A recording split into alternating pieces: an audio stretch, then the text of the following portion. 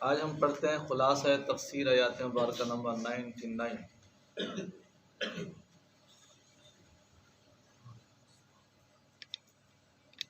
اے نبی پاک صلی اللہ علیہ وسلم، ہم نے آپ پر وہ قرآن پاک اتارا جو ہماری وحدانیت اور آپ کی نبوت پر کھلی ہوئی دلیل ہے۔ ہماری وحدانیت اور آپ کی نبوت، ان کا کوئی بھی بے علمی اور نادانی یا کسی شبہ سے انکار نہ کرے گا۔ بے علمی وجہ سے، نادانی جہالت کی وجہ سے یا کسی شبہ کی وجہ سے، بلکہ محض خباثت نفس، یا یوں کہو کہ اے محبوب صلی اللہ علیہ وسلم، اگر یہود حضرت جبرائیل علیہ السلام کی وجہ سے قرآن پاک کو نہیں مانتے تو ہم نے تو قرآن پاک کے علاوہ اور بھی بہت سارے معجزات بھی اتار دیے ہیں۔ قرآن پاک کے علاوہ شق القمر یعنی چاند کا 2 ٹکڑے ہو جانا، انگلی مبارک سے پانی کے چشمے جاری ہو جانا، پتھروں کا کلمہ پڑھنا جناب، اور بے شمار تھوڑے معجزے تھے۔ بزرگان دین فرماتے ہیں ہر نبی کو اللہ تعالیٰ نے گنتی کے معجزے دیے ہیں، گنتی کے۔ نبی پاک صلی اللہ علیہ وسلم کے معجزات وہ معجزات ہیں جو شمار میں نہیں آتے، جو شمار میں نہیں آتے، بلکہ یوں سمجھیں کہ آپ کی ذات اقدس سراپا معجزہ ہے۔ آپ کا کھانا معجزہ، پینا معجزہ، سونا معجزہ، بولنا معجزہ، شادی کرنا معجزہ، اولاد معجزہ، یعنی آپ، اس لیے بزرگان دین نے آپ کے معجزات ہزاروں کی تعداد میں گنوائے ہیں، ہزاروں کی تعداد میں، کہ ظالموں معاذ اللہ۔ ویسے تو یہ بات بھی مسلمان کا ضمیر نہیں تسلیم کرتا کہنے کے لیے بھی قرآن پاک فرض محال، اگر تم میری کتاب کو نہیں مانتے، میرے محبوب کے اور بے شمار معجزات تم نے دیکھ کر پھر بھی میرے محبوب کو نہ تسلیم کیا۔ آپ کے فراق میں ستون رویا، اللہ اکبر کبیرہ۔ یہ ستون اس طرح نبی پاک صلی اللہ علیہ وسلم کے لیے جب ممبر شریف بنایا گیا نا، اس طرح ممبر شریف، اس سے پہلے آپ کی ذات پاک جو ایک ستون سے یعنی لکڑی سے ٹیک لگا کر خطبہ ارشاد فرماتے نا جناب، صحابہ علیہ ملزمان فرماتے ایسے محسوس ہوا جیسے بچہ رو رہا۔ پھر آپ نے ستون سے پوچھا کیا چاہتا ہے تو؟ میرے ساتھ جنت میں رفاقت چاہتا ہے؟ یا 2 چیزیں آپ نے پوچھی تھی۔ عرض کی یا رسول اللہ، پھر میں آپ کے ساتھ جنت میں رفاقت کروں۔ سبحان اللہ۔ یہ حدیث بخاری مسلم سیاستہ کی، جس کتاب کا آپ دل کرے وہاں سے پڑھیں۔ آپ سے درختوں نے کلام و سلام کیا، آپ سے درختوں نے سلام۔ آپ کبھی کبھی دیکھیں نا فیس بک پر لکھا ہوتا ہے، ایسے آتا ہے، وہ ملک اردن میں درخت ہے۔ آج سے ہم نے آپ کو شاید یاد ہوگا تقریباً 6-7 سال پہلے گفتگو کی تھی اصحابی درخت کی، جس طرح یعنی طریقی الفاظ ہیں اسی کے تحت ہم نے الفاظ اپنا صحابی بولا تھا۔ تو وہ پورا چٹیل میدان ہے ہر طرف سے، تو وہاں جو ہے نا ایک درخت ہے، اتنا گنجان کہ اسی کے بارے میں آتا ہے کہ نبی علیہ السلام کی ذات یہ درخت میں ٹھہرتے تھے، اس کے علاوہ کوئی نہیں ٹھہرتے تھے۔ وہ پھر جب ایک غالباً نوے وقت اخبار میں آیا تھا یا خبریں میں ہوگا ہمارے پاس، لیکن یہ نہیں معلوم کہ کہاں پڑا ہے۔ باقی وہ آپ فیس بک میں یا یوٹیوب پر، گوگل پر بولیں گے نا اصحابی درخت تو وہ آپ کو آ جائے گا۔ عرض کرنے کا مطلب یہ ہے نبیوں کی شان میاں ہر لحاظ سے برا ہوتی ہے۔ اچھا، آپ سے اونٹوں نے شکایت کی، وہ جو آپ کسی ایک لشکر لے کے جا رہے تھے تو ایک اونٹ آیا دوڑتا دوڑتا، صحابہ پریشان ہو گئے کہ یہ ہلکا ہوا ہے۔ آپ نے فرمایا اس کو آنے دو۔ کیا شان کریمی، بلکہ کیا شان نبوت، سبحان اللہ۔ آپ نے فرمایا اس کو آنے دو۔ اونٹ آیا، آپ کے کن مبارک کے ساتھ بلبلانے لگا۔ جب بلبلا چکا پھر آپ نے فرمایا اس کا مالک کون ہے؟ تو ایک صحابی ہے۔ آپ نے فرمایا تو اس پر وزن زیادہ لادتا ہے، چارہ اس کو تھوڑا دیتا ہے، تیری شکایت کر رہا۔ یہ آپ نے غالباً مشکات شریف کے درس میں بھی سماعت فرمایا. اور ہرنوں نے اپنے دکھ کی شکایت کی. آپ ایک وادی میں جا رہے تھے، چیخ چلانے کی آواز آئی، پھر ادھر دیکھا نظر نہ آیا، پھر جو ہی نیچے ایک ہرن جو ہے نا باندھی. بات یہ ہے کہ یار جو سمجھنے والی بات ہے، ان کو کس نے کہا کہ یہ وہ پاک ذات ہے جس کو کچھ کہنے سے کام بن جائے گا؟ سمجھے اونٹ کو کس نے کہا؟ آدمی تو بے شمار صحابہ علیہ رضوان کا لشکر جا رہا تھا، ان جانوروں کو کس نے کہا یہ جو پاک ہستی تشریف فرمائے یہاں جائے تو کام بن جائے گا؟ اچھا، ہرن تو کھڑی تھی اپنی جگہ باندھی ہوئی، چلا رہی تھی، اس کو کہتے پتہ چلا کہ آمنہ کے لال مخدوم کائنات کے لال آ رہی ہیں، انہی سے استغاثہ کیا جائے تو کام بن جائے گا. یار اگر آج کل کے مسلمان میرے آقا حضور علیہ الصلوۃ والسلام کی ذات پاک کو حاجت روا مشکل کشا نہیں مانتے تو پھر آپ یہ انالیسس کر لیں، ان کا عقیدہ بہتر ہے کہ ان جانوروں کا عقیدہ بہتر ہے؟ جانوروں کو بھی یہ یقین کامل تھا کہ ہماری داد رسی اسی بارگاہ میں ہم کر رہے ہیں تو ہماری مشکل کشا اسی بارگاہ سے ہو. تو آپ نے فرمایا ہرن کیا بات ہے؟ یا رسول اللہ میرے بچے بھوکے ہیں، میں آپ کو ضمانت دیتی ہوں میں صرف ان کو دودھ پلا کر بھی آ جاتی ہوں.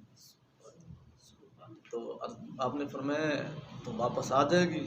یا رسول اللہ میں ضرور واپس آ جاؤں، میں اوروں کے ساتھ تو خیانت کر سکتی ہوں، خدا کے نبی کے ساتھ خیانت نہیں کر سکتی.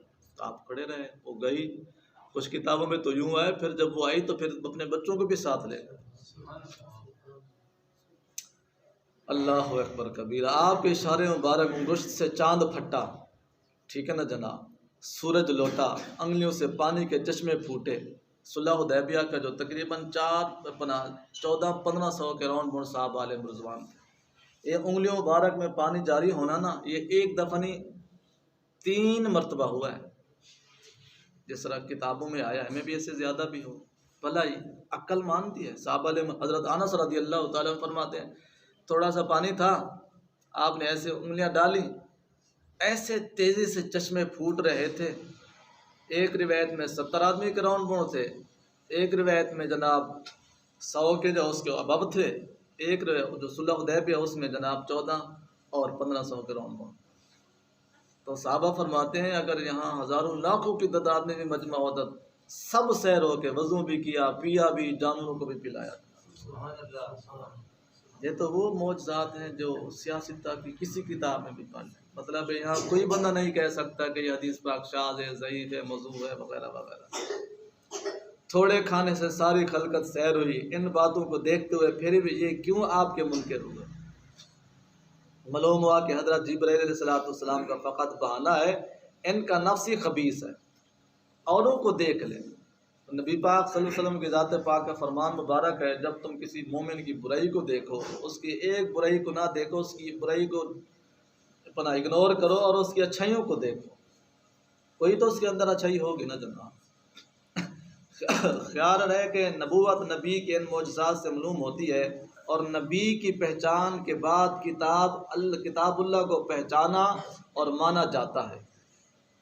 نبی کے بعد کتاب کو پہچانا جاتا ہے. نبی پاک صلی اللہ علیہ وسلم نے فرمایا یہ قرآن پاک. آپ تو گفتگو عربی شریف میں فرماتے تھے، اور عربی میں حدیث پاک بھی عربی میں، اپنی گفتگو بھی عربی میں، قرآن پاک بھی. تو آپ کی ذات پاک ہی فرماتے نا یہ قرآن پاک ہے، یہ میرا فرمان مبارک. ما حاصل مطلب ہے کتاب کی پہچان نبی پاک صلی اللہ علیہ وسلم نے کروائی. ٹھیک ہے جناب. نبوت کی پہچان کتاب اللہ کے ماننے پر موقوف نہیں. پہلے نبی پھر کتاب، پہلے نبی پھر کتاب.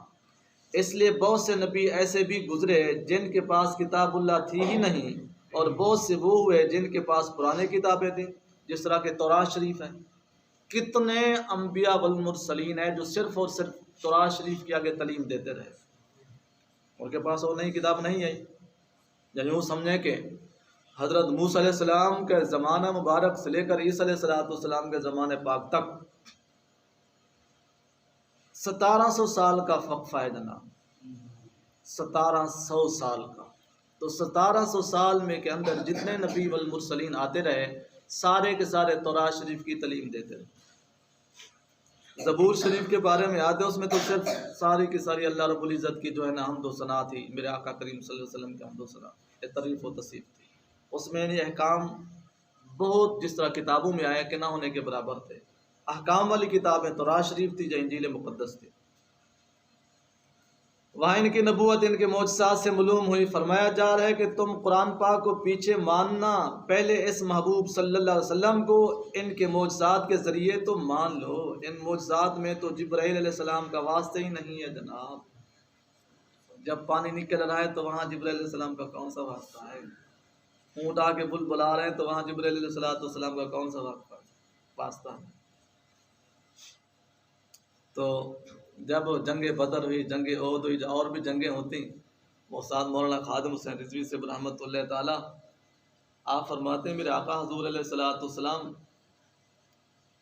تشریف فرماتے، غالباً جنگ بدر ہی تھی یا جنگ احد تھی، تو حضرت میکائیل علیہ السلام آتے ہیں، آ کے جو ہے نا سلام نیاز پیش کرتے ہیں، تو وہ آپ تو حدیث پاک کے الفاظ مبارک میں پڑھتے ہیں، تو جس کا مطلب ہے حضور اب اجازت ہے جانے کی۔ بات سمجھے جنگ ختم ہو گئی، کفار جنمی چلے گئے، فتح ہو گئے، مسلمان واپس آ رہے ہیں۔ میرے آقا حضور علیہ السلام غالباً اپنا سر اندر جھاڑ رہے تھے، جو بھی آپ، تو میکائیل علیہ السلام آئے اور سلام نیاز عرض کرنے کے بعد حضور اب اجازت ہے جانے کی۔ کمال ہو جاتا ہے جناب، خدا کے بھیجے ہوئے فرشتے، خدا کے بھیجے ہوئے۔ اب دیکھیں جس طرح حدیث پاک میں آیا نا، ہم کہتے ہیں کہ اللہ تعالیٰ کی ذات نے تو اپنے محبوب صلی اللہ علیہ وسلم کی ذات پاک کے لیے اپنے قانون ہی چینج فرما دیے۔ اکثر آپ خطبات سے سنتے ہیں تو دوستو یہ کی بات ایسے وہ جذباتی نہیں ہوتی، حقیقتاً ہوتی ہے۔ سورج کے بارے میں آیا ہے کہ سورج قرب قیامت والے دن ایک دن یہیں سے پلٹے گا۔ اب تو سائنس بھی مان چکی ہے کہ سورج کی جو گردش ہے، سورج نے ایک دن گردش کرتے کرتے کرتے رک جانا ہے۔ ہمارا تو سائنس سے بھی تعلق نہیں، تو مطلب وہ تو اللہ تعالیٰ کا ایک قانون ہے۔ جب سورج رکا تو پوری ایک جو گردش چل رہی ہے جہان کی، وہ رکی ہوگی کہ نہ رکی ہوگی؟ والشمس تجری لمستقر لها ذلك تقدیر العزیز العلیم والقمر قدرنا منازل حتى عاد کل۔ سورج کو یہ مجال نہیں کہ وہ چاند کے راستے میں آ جائے، چاند کو یہ مجال نہیں کہ سورج کے راستے۔ مولا تیرا قانون تو یہ ہے کہ تیرے محبوب کو تیری عطا یہ ہے کہ جب چاہے تو سورج کو کہے رک جا، میرے علی نے نماز پڑھنی ہے۔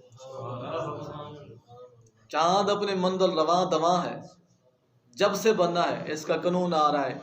29 دن ہوتے ہیں یا 30 ہوتے ہیں، 29 ہوتے ہیں، یعنی اتنا قانون کا پابند۔ تو پھر جب کفار نے کہا اگر آپ نبی برحق ہیں تو یہ جو چاند کھڑے اس کو تو آپ نے ایسے کہا چاند سبحان اللہ، بات کمال ہو جاتی ہے جناب، کمال ہو جاتی ہے جناب۔ اللہ اکبر کبیرہ۔ تم قرآن پاک کے بہانے سے نبی پر ایمان نہیں لاتے، اس تجھی پر یہ آیات مبارکہ بہت ہی بریک ہے۔ سبحان اللہ۔